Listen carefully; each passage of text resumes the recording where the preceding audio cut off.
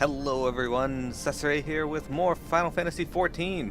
As you can see, we are joined by Miro, who is in her Ida costume. This is the last stream of today, or of the Ida costume, at least for now. As you can see, her feet are kind of merged with the ground for some reason, because that's how things happen here in Az's Law, apparently. And she's little.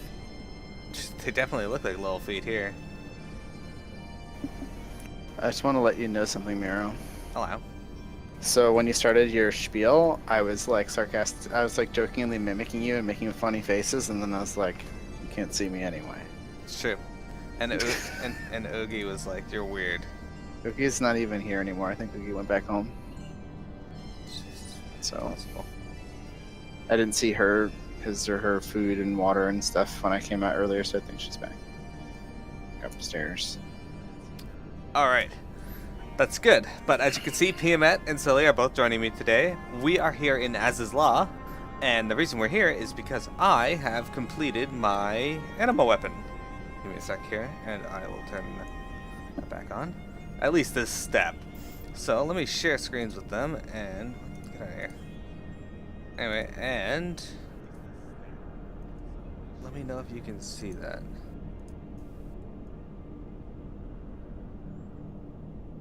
Yeah. Alright, we're gonna talk to Gerolt and move this along. Get everything we need. Good, hand it all over. The weapon too. Ardashir's ready to be work on the soulstone, and he won't shut up about it. At least now it'll all be over.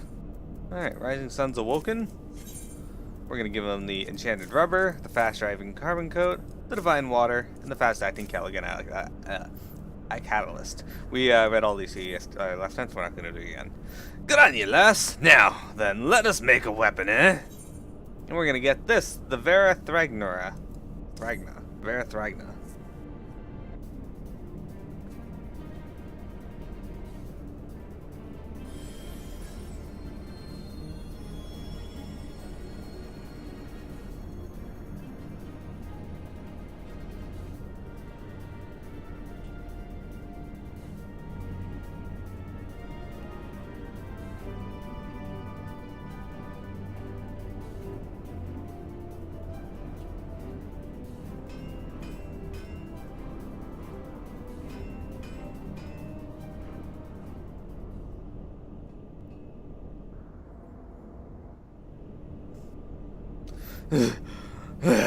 Can't say I've forged something quite so extraordinary. A weapon fit for your grown anima. Nay, something more than that.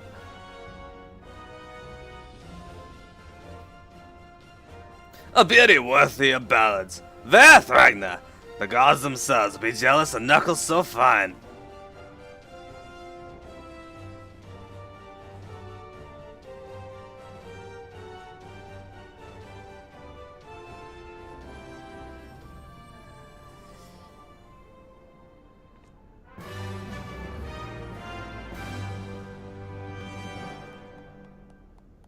Pretty sure that sounds straight out of FF1. Oh, Payment, you get to place the Anima, by the way.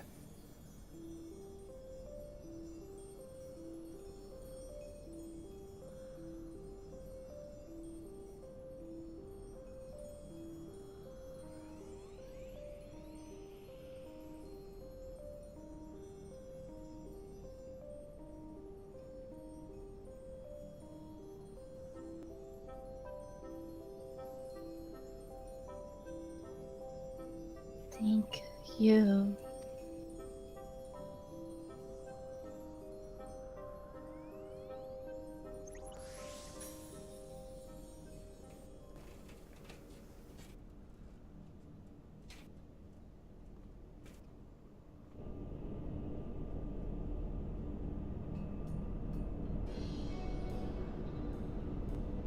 Wait till Marina takes a gander at this. We keep this up and she'll be giving me notes of promise. Oops, I didn't mean to click that. To be honest, once I questioned what use I had for a drunkard with a hammer, but you have proven yourself to be quite the competent blacksmith when you're sober.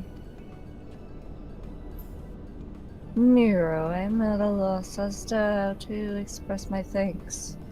You look danger in the eye, unflinching, risking life and limb to help me. I hope someday I can repay your kindness. Sure, she carried it around a bit, but I made the damn thing. Don't I deserve a little more than left-handed compliments?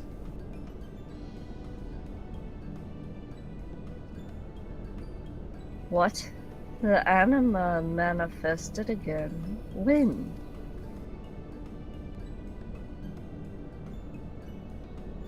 But I didn't see anything. Are you certain?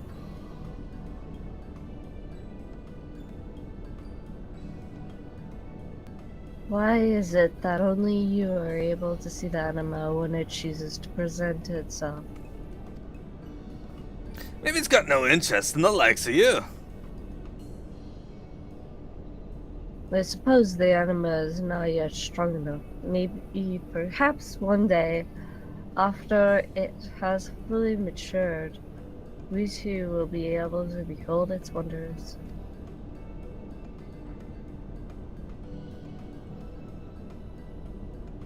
This calls to mind Thavnarian literature on the Zodiac Braves, legendary heroes who wielded arms of unparalleled strength. But soon they will tell tales of a new legend, of you and your Anima weapon. Tell Storm's blood.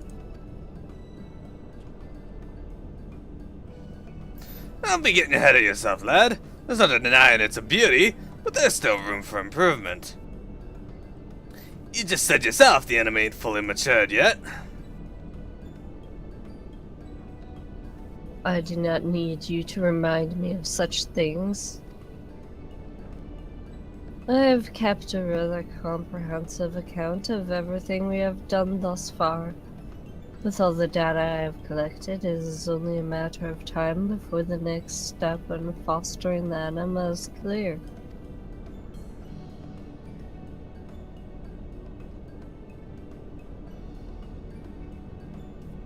Which reminds me, Miro, if you would care to read over my notes on our work, you are more than welcome to pore over them at your leisure. They are on the table just over there. Hey, that's the way, lad. Every step that brings us closer to finishing this bleeding weapon, it brings me closer to a life free from debt and from the guilt, swindle, and wench Rowena. Oh man, I remember when games used to get censored for having the word wench in it. Your weapon has been forged anew, and the Anima's strength blossoms. Alright, Anima Crossing. Let's equip this and show you what it looks like. Alright, so this is our new weapon. Animaniac Verathragna. Obtain the weapons. Oh, complete the quest coming into its own. The new Memenon. And oh, I don't have that title. Anyway, the new Memenon. So that's going to be my current title. I actually got the title Dungeon Master the other day, which you get from getting Dungeon Siege 4, which is from completing 300 dungeons. Okay. So, we have the Verathragna. What do you think? Pretty cool looking? Good, because I can actually take these one step further, which we're going to do. Finding your voice. Please note that upon completing the quest Finding Your Voice, you will receive an Anima weapon for a monk. Complete this as a monk. Ardashir has made a breakthrough in his study of the Anima, and we're going to be getting the hyperconductive Verathragnas. This is going to be probably the longest, if not the second longest step. We have made remarkable progress, Miro, but our work is far from over. If we are to create a truly free-thinking weapon, we must empower the anima to do more than utter a few unintelligible words to its wielder. Moreover, it must be encouraged to recognize you not only as the rightful owner of the weapon, but also as a companion to whom it can turn for guidance. A companion who senses its presence where no one no other can. Quite why it should be is a question which confounded me for some time. Sorry, Bailey was moving. It was only after spending countless days poring over my notes that the answer came to me. In my efforts to predict the animal's rate of growth, I realized that I have overlooked an important variable. You, my friend. Which is why I took the liberty of investigating you and your dealings in Eorzea. You are possessed of a rare power known to some as the Echo, are you not?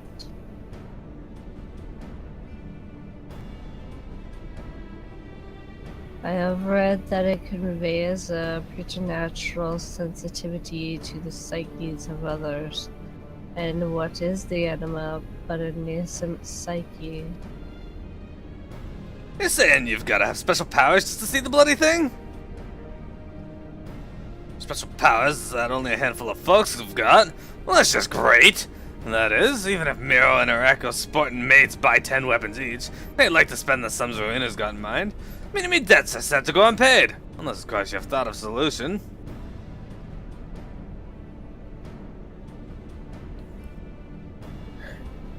Sorry. As a matter of fact, I have. Unlike the quasi-souls of columns and other constructs, the Anima is unique in that it was created using the pure ethereal energies of astral and umbral nodules. So someone Sorry. need to move. Fiamet's house on fire. As such, it bears no residual imprint of another psyche, and therefore possesses the potential for cognizance and growth. Having no reason or desire to grow, golems can typically subsist almost indefinitely on the energy of their initial ethereal infusion. The Anima, however, is quite different. Being in a state of constant development, it requires a constant supply of ether. And while it is capable of sustaining itself by drawing upon the naturally occurring ether of its immediate surroundings, I have theorized that the cause of its marked growth to this point is, in fact, its close proximity with you, Mearo. Your weapon serves as a conduit between you and the Anima, feeding it energy at a steady, albeit slow pace. If we could somehow improve the weapon's conductivity, I'm certain it would promote faster growth, enhancing the Anima's ability to communicate. But that is not all. Should we improve the conductivity sufficiently, the resultant strengthening of the connection between the Anima and the wielder could, in theory, facilitate communication even in the absence of the Echo, killing two birds with but a single stone. Which is where you come in, Gerolt. Do you think you can improve the ethereal conductivity of our Anima's lodgings?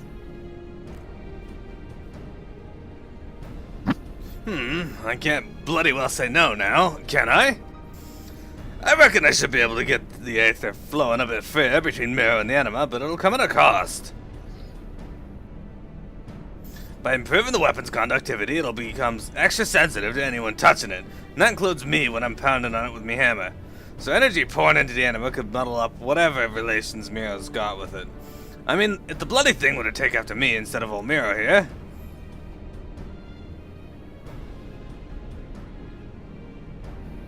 Yes, I will not deny that taking after a man of your character could certainly prove problematic. But how would you go about preventing such contamination? Contamination? Cheeky little shite! Any Anima be lucky to take after me. Just not this one on account of how it's Mearo's. Don't go worrying your pretty little head anyway, because unlike you, I think my plan's through. It's a matter of making me tools impassable to Aether, in case you're wondering. Luckily, I've done something similar before. While I was working with another annoyingly scholarly type, we've developed a little trick called soul glazing. It's used to insulate weapons, but me tools shouldn't be no different. Of course, I didn't actually make the soul glaze myself, but I have a fair idea what might stand in for it. According to a glowing blowl I was talking to, the Elegants used something called aether oil in their metalworking, and it did pretty much the same job.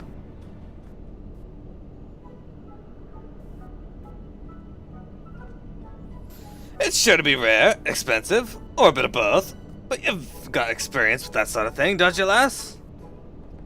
So run along and find us 5 pots of aether oil for me hammer and anvil, will ya? We're none of us getting any younger.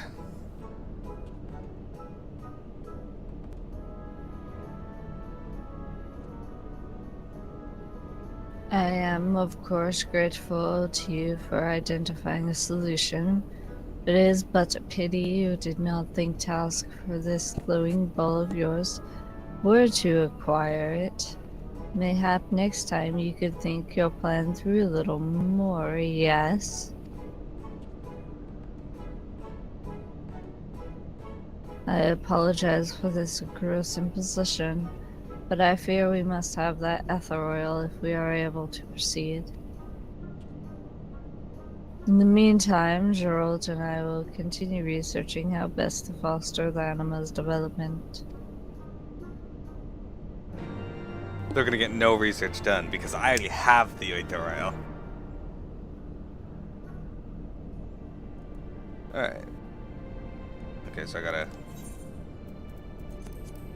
There we go. Done.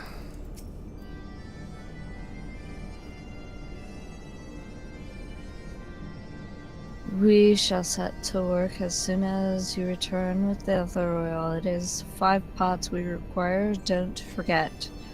Oh, and do remember to bring the weapon itself. We shall struggle to proceed without that. Alright, so here's our Verthragna. Here's our aether oil. Born of elegant ingenuity, the chemical oil can be applied to metal to lower its ethereal conductivity.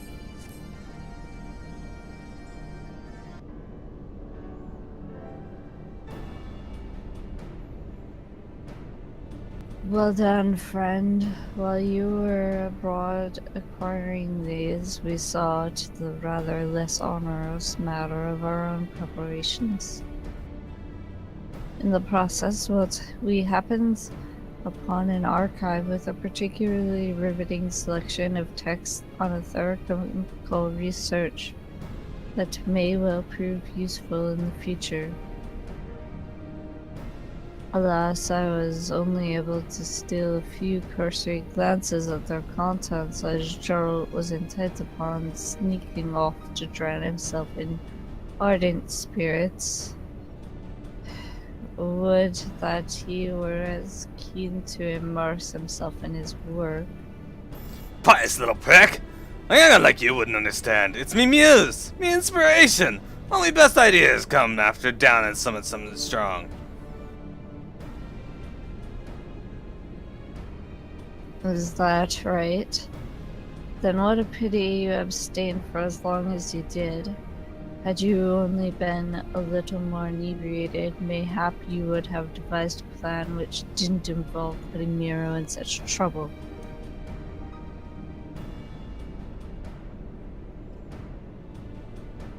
Shut your gob and cut me anvil with that aether oil before I crack one of them pots over your head.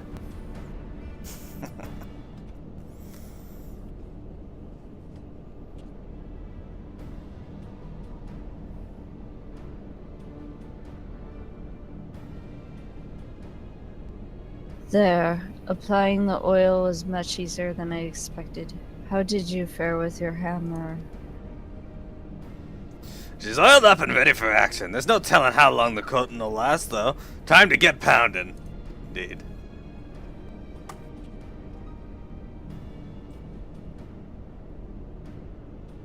Please do be careful, Gerolt. Mearo went to great lengths to procure the oil.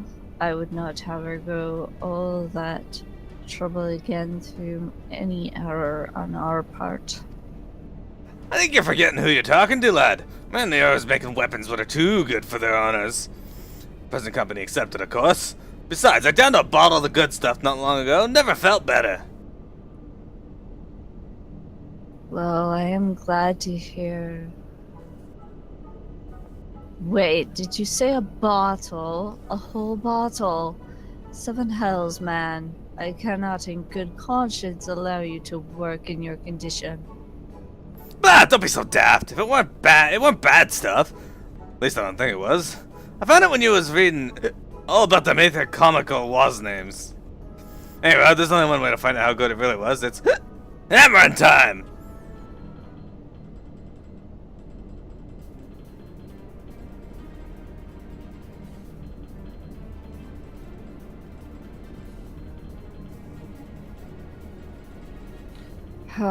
How is that possible? Such swift, precise movements. And his eyes, never have I seen them so sharp. Is he quite certain it was alcohol he drank and not some manner of invigorating tonic?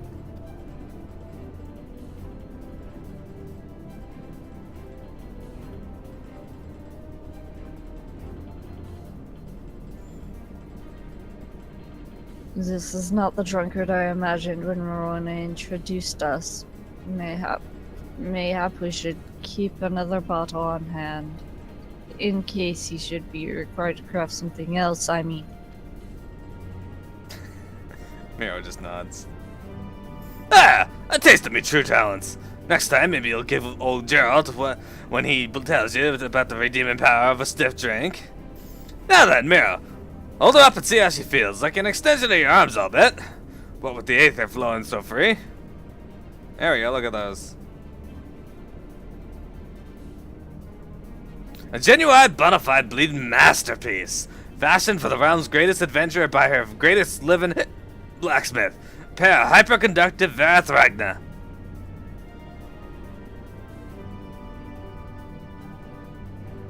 Magnificent, simply magnificent. You can almost feel her ethereal energies coursing through them. What effect do you suppose this will have on the Anima?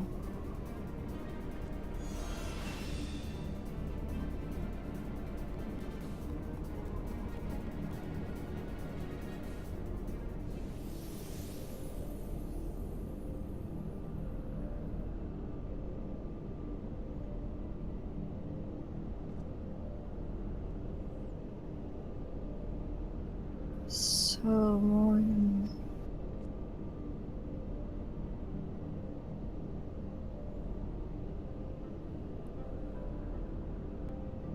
At last, I feel myself.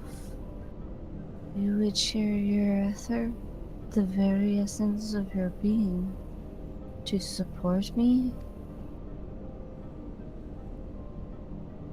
Then I, in turn, shall do all that I can to support you, going wherever so you go, even unto the farthest reaches of the realm. If that is, you will take me as your companion.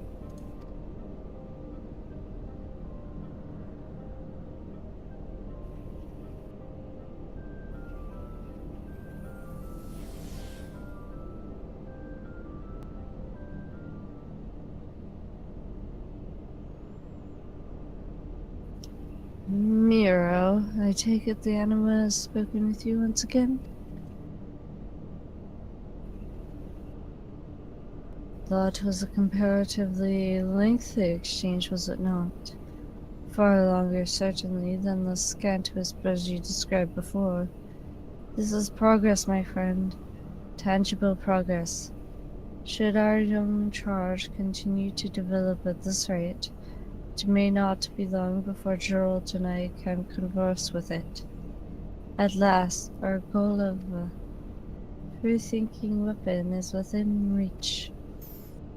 Impressed, are you? Well, the Anima weapon's just the start. Feast your eyes on this little beauty.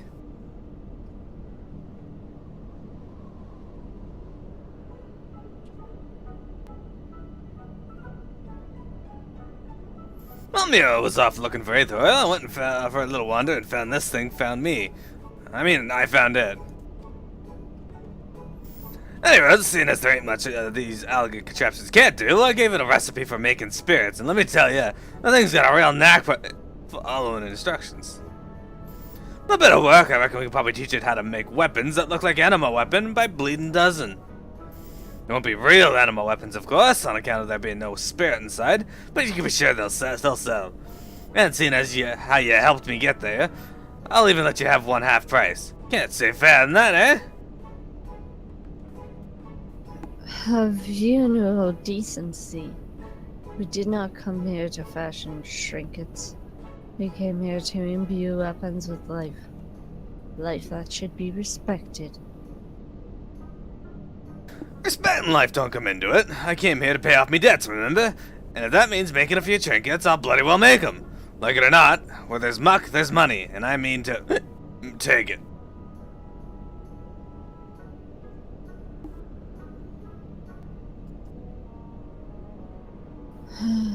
Drinking may have served to steady your arm, but I see your moral compass remains as wayward as ever. Plainly, there are limits to even alcohol's miraculous powers. But let us set aside Gerald's scheming for the present. Today marks an important milestone in our collective journey, and in your journey especially, Miro. The bond you share with the Anima is stronger than ever. Teach it well, and one day soon the world will look upon the brilliance of our Anima weapon in wonder. Alright. We're gonna get our Varathragna, our hyperconductive Varathragna. Your Anima weapon is now hyperconductive, fortifying your bond with the spirit within. So we already know what those ones look like, so I will talk to this dude. We will start the next one, but we won't be able to finish it. Please note that upon completing the quest, a dream fulfilled, you will receive an Anima weapon for a monk. We're going to be getting the Sultan's Fists. Ardashir is lost in thought.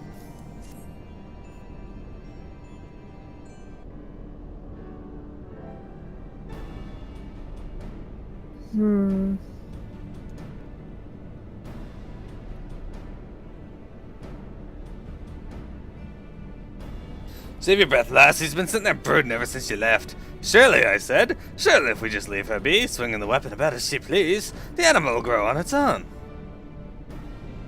Of course, there's no satisfying him. I don't know what's stirring in that loaf of his, but I wish he'd pay a mind to stirring elsewhere. The boy could use a distraction. Else, I could make use of a nice buxom distraction myself.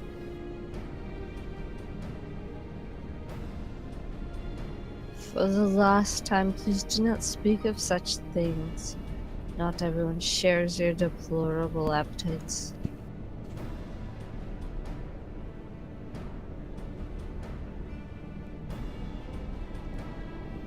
But what you say of the Anima weapon is true. In its hyperconductive state, it is only a matter of time before the Anima shows new signs of growth. Yet what sort of researcher would I be if I did not search for a way to hasten the process? Oh, he's so serious. The little lord's found a way to bugger us some more, eh? Indeed I have, though it will require a trip to Idleshire. My quest to find Chilean researchers there bore no fruit, but I did meet with a young lady whose field of expertise is quite similar to mine own. Her name is Ulan. She has a vast knowledge of arcane entities and specializes in the study of carbuncles. In fact, her research concerns the enhancement of these entities with crystals. While not quite as free-thinking as Miro's Anima, they are of a similar nature, perhaps enough for her work to be of use. When last we spoke, she sought an apprenticeship from the self-same Chilean researchers who refused me an audience. No doubt they have left her waiting in Ardashir even now. Come, Miro, let us be off before she finds reason to conduct her research elsewhere. Excellent. So like I said, this step here is going to be the quest to Dream Fulfill cannot be abandoned via your journal. If you wish to abandon the quest, you may do so at any time by speaking to Ardashir. Okay, anyway, this particular quest is going to be the longest step, I'm fairly certain. But I've already started on it, and I will show you what I mean when I get to the portion where we actually got to do something.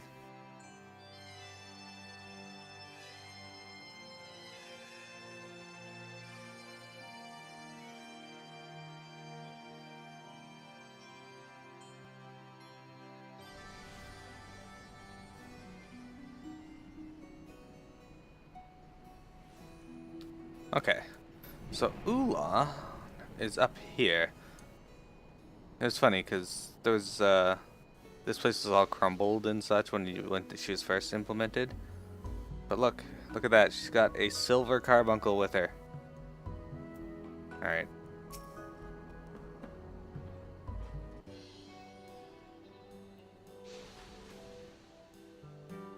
What have we here? An admirer of the arcane, a connoisseur of carbuncles. I have none for sale, mind you, but I would be more than willing to tell you about.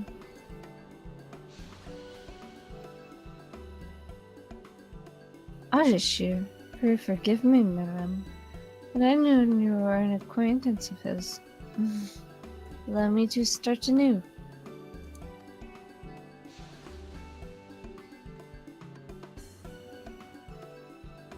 Miro was it? I'm Ulan, researcher of all matters arcane.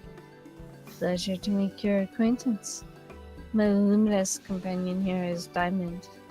Now, exactly how did you come to know my dear Ardashir? It would appear I have come late. My apologies. I see you and Miro have already met. She has been of invaluable assistance in research on Anima.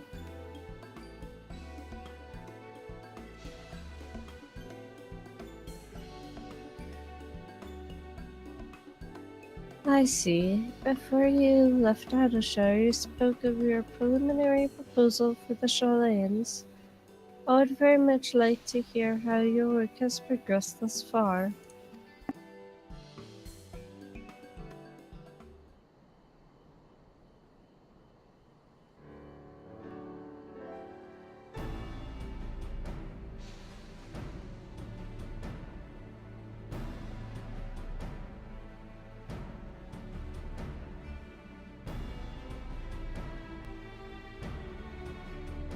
You wish to borrow my techniques for crystal absorption and apply them to your anima? An intriguing idea. Though there still remains one rather large obstacle. Arcane entities like Diamond here are comprised almost entirely of ether, which is why I believe that the ethereal energy of crystals can be harnessed to further their growth. This is the basis of my research. This can only be accomplished, however, using crystals with a combination of differing elemental aspects. All arcane beings are unique and thus require a balance of crystals tailored to their composition. Even the slightest error can disrupt their ethereal equilibrium, possibly destroying them in the process. It is rather delicate work. To undertake such a project on your own could take weeks, even months, without intimate knowledge of my research. Unless, perhaps we can help one another. Being a researcher yourself, I have no doubt you understand my work requires a great deal of documentation, supplies, and more importantly, test subjects. I may be persuaded to select your Anima as a test subject should you and your companion choose to assist me. Or if you would rather speed things up or spend weeks poring over my notes.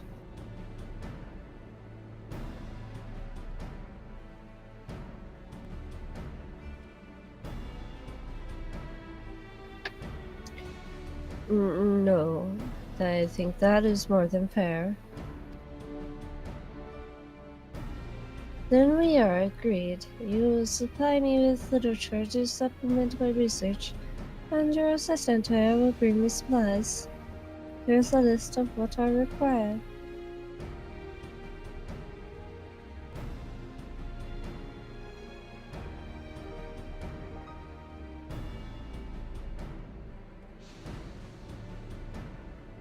It seems we have our work cut out for us. I shall return as quickly as I am able.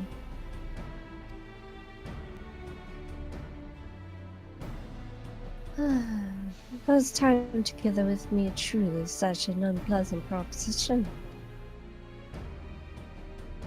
Now, where were we? Yes, supplies for my work. I will not burden you with all that I have listed here. Even one of those items would be a boon. In exchange, I will offer you crystal sand, the regions of my own creation that should help facilitate the absorption of crystal energies. The process will no doubt require a great deal of sand, but I will happily give you all that you require. Be warned, however, you cannot haphazardly apply the sand as you please. I believe a demonstration would sooner explain my point. Would you be so kind as to call forth this anima of yours?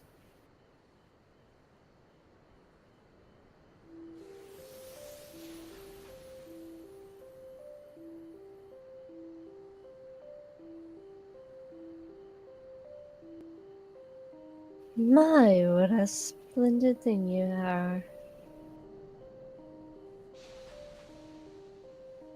You seem surprised that I can see it. Come now, Miro. I have devoted my life to the study of arcane creatures of all sorts. As Ardashir explained it, the two of you would have gone great lengths to come this far. That I should be unable to see it would be far more surprising. Now, come closer, little one. I have a gift for you.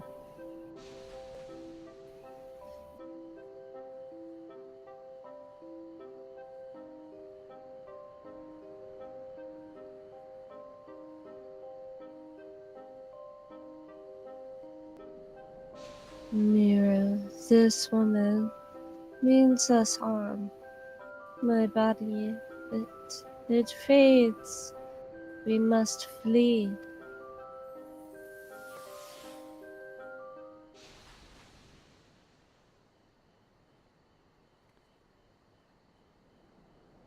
My apologies, I did not mean to frighten it. Though I must say, your anima is more perceptive than I supposed. As I said before, every arcane creature is unique and requires a certain balance of elements to absorb crystal sand. This sand, however, is at odds with in composition. Rather than waste time probing your anima to ascertain a proper balance of elements, I propose we treat the crystal sand with umbrite, stripping it of its elemental properties. This is by far the safest and quickest way to prepare the sand for consumption. As luck would have it, I found a merchant right here in Ardashir who sells it. Miss Mina, I believe is her name. A single stone and patch of crystal sand is all we need to begin. Before I forget, you will need to have the animal's vessel close at hand when offering up the crystal sand. You mustn't forget it. I suppose this will also be of use. For your purposes, let us call it Anima glass. Call it an Anima glass. It allows me to more closely observe the ethereal balance of my dear diamond. It should allow you to do the same for your Anima.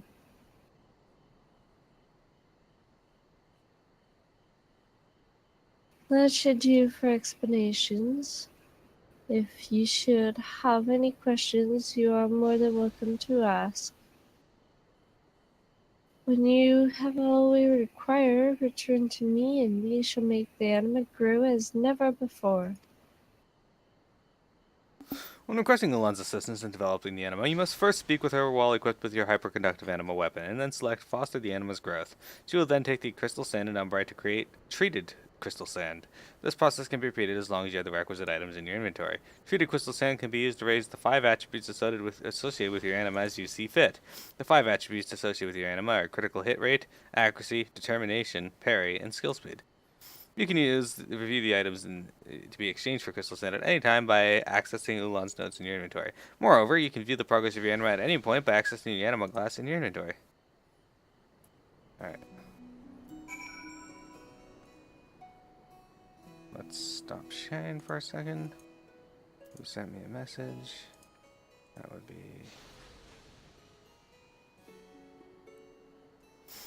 Yeah, I didn't either, silly. It's okay. I just was like, wait a minute. I didn't need to log in right away. That's alright, we're going to be heading to dungeons in a moment. I'm going to buy 1 umbrite to show how this is done.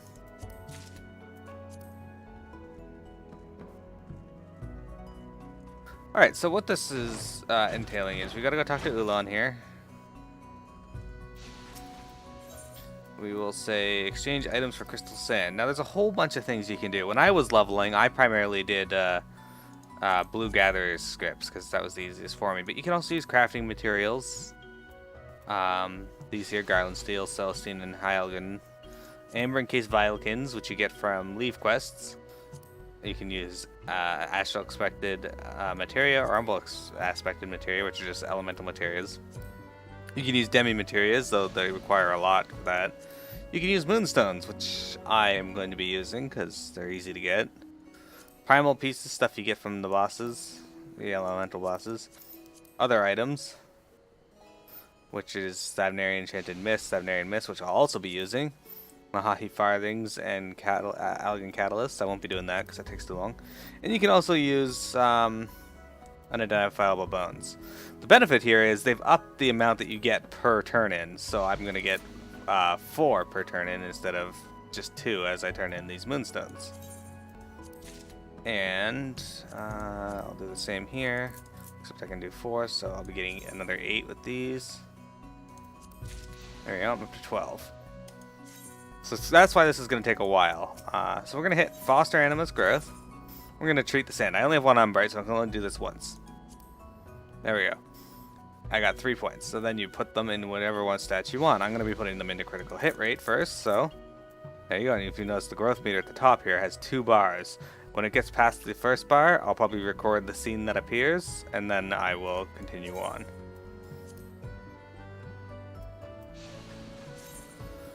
Okay. So enough about that. We got dungeons to unlock. And a video to reset.